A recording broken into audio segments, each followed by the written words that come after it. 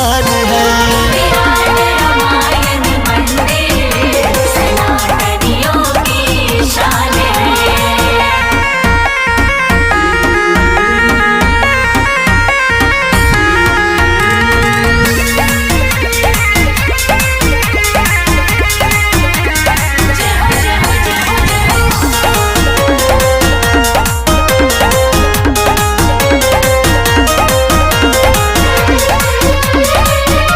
धर्म की ज्योति जल रही है, जल रही है। भगवा में डूबी धरती, भगवा आसमान है। शिव जी साक्षात है, संग में हनुमान है। त्याग तपस्या की है भूमि, पावन सबसे धाम है।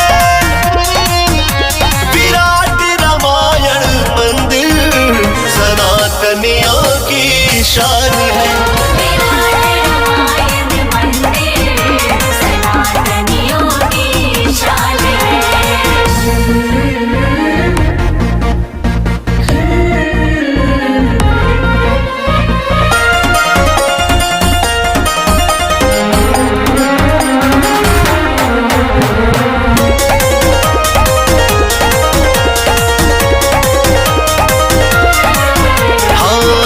सत्य सनातन ऊंचा है,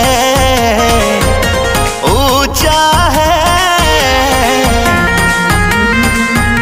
त्रेता युग का ये गाथा दर्शाता है। राम और लक्ष्मण है, संग में सीता माता है। करुणा भाव से भरी ये नगरी हम सबका अभिमान है। विराट रामायण मंदिर सनातनियों की शान है।